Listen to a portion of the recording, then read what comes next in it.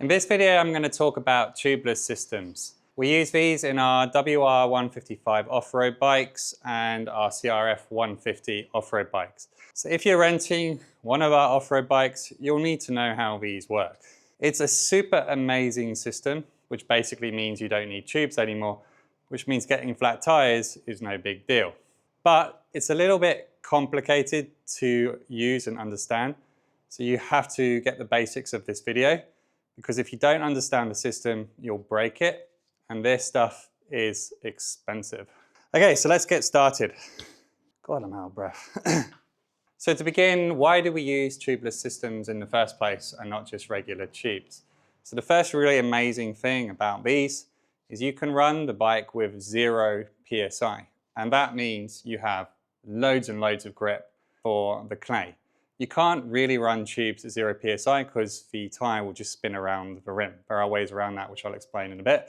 But this allows for 0 PSI.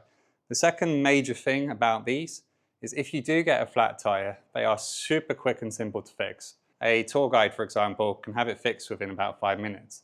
However, you don't need to fix them at all because you can run with 0 PSI, a flat tire, and that's perfectly normal. So that's why we're using them.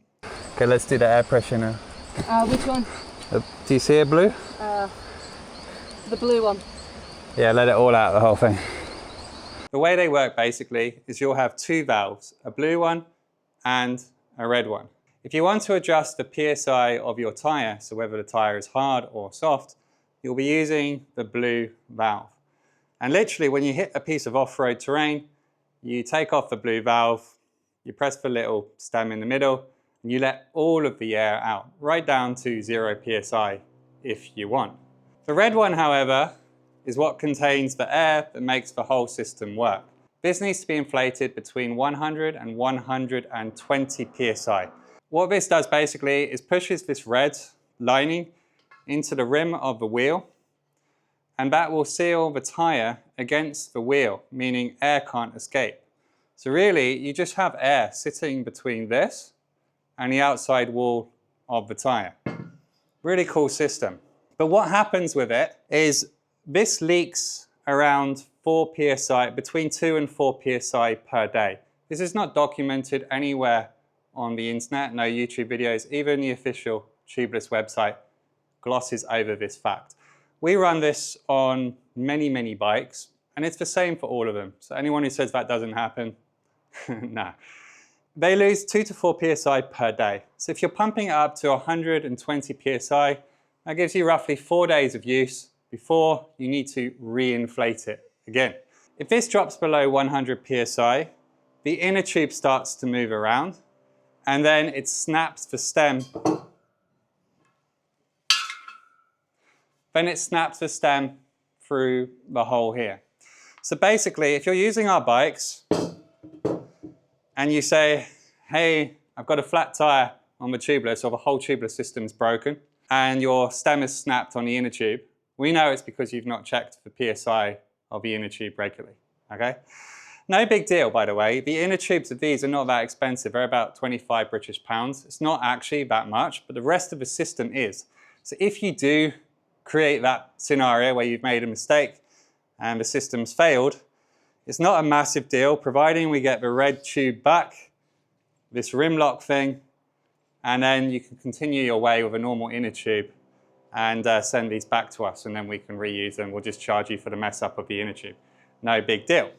So the next thing with this system is normal air compressors. I don't know if it's like this overseas, but they do not go over 100 PSI, even if they say they do. And this is actually a battle we've had with our mechanics in Vietnam when we first got this system.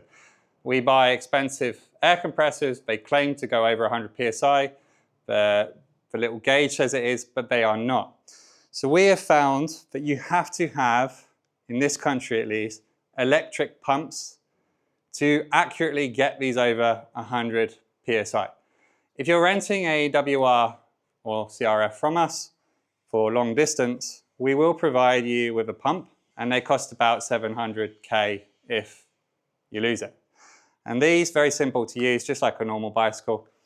And you would check every 4 or 5 days that it's over 100 PSI. Same for if you're off-roading, You let all the air out of the blue one, and then you can pump it back up after your trail. Easy. So people often say, well, what PSI should I run the blue one at? And the answer to this, it really doesn't matter. When it comes to off-roading, it's all about feel. You'll press the tire, see where you're at. Every tire brand is different. So we're running a Dunlop tire that's really, really hard sidewalls. So you can let it down to 0 PSI and it will still run amazing. But if you're running competition tires, they'll be a lot softer. Maybe you'll need, for example, 6 PSI. So the magic answer of what PSI do I run really just depends, and it's all on feel. So for me, with our Dunlops at the moment, I'll have about 10 PSI for the road. That makes it really, really hard. Sounds funny, but 10 PSI is hard. And I'll let it all out, just straight down to 0, no air at all for when I'm off-roading. I don't care about anything else in the middle. Super simple setup. Okay, so what you'll see in the wheel, at least, you'll have 2 stems coming through. One's red, one's blue. Do not let air out of the red one ever. That's not going to change the way your tire is. You're regularly checking the red one. Only let air out of the blue one, okay? So other options that we could use, or you'll see it in the off-road world, is a thing called a rim lock. It behaves very, very similar. It will go through the rim and it will basically jam or lock, that's why it's called a rim lock, the tire to the wheel. And once again, that will allow you to run super low PSI with a tube, but not 0 PSI, because if you're running 0 PSI like that, you often get a thing called pinch flats. And that's where the inner tube gets pinched against the rim. But if for some reason you do find yourself on one of our bikes where we put a rim lock in it, and you do get a flat tire, you'll have a spare tube because we would have given it to you. Mechanics don't know how these work. So if you get a flat tire, take this out, put it in your bag, give it back to us later, and just run the rest of the trip without the rim lock. When it comes to getting a flat tire on these, you need to know it's the same as a tubeless scooter to fix it. It's a bacon style system that any mechanic can do. They might need some explanation over the phone on how to do it. If you find yourself needing to change a tire for some reason, don't let a mechanic touch it without talking to us, because what they'll do is use a tire changing machine and just destroy the whole system. These are very, very difficult for mechanics to change tires on, and the mechanic needs to understand roughly how it works. Finally, one more piece of the tubeless you should know about is this rim tape. So this will go on the rim here. Again, if for some reason you find yourself taking off the tubeless, try and make sure the mechanic leaves the rim tape on there. That's really expensive, but in the end of the day, it doesn't matter. And then you got the red tube. This is the tubeless rim lock. And if you're taking all this off, it's probably because you've damaged the inner tube, so that's gone. So we want to see back from you this and this. These are basically indestructible systems though, if you're keeping the red tube to 100 PSI. They really are. So just keep checking every 4 days and you'll be good to go. I hope that makes sense. So why don't we put these on the front wheel? Well, basically the seal between the tire and the rim with the tubeless system is never a perfect seal. So if there's, for example, minor rim damage, that can create a small gap that the air can get out of, but just in general, tires, or these are not technically tubeless tires, so they're not designed for this sort of system. So there's always very, very slow leaks that happen between the rim and the tire. On the back wheel, this leak or damage to the rims is a lot less, very manageable. So if you're, for example, running 10 PSI in your rear tire and it drops by 1 PSI per day through leaks, no big deal.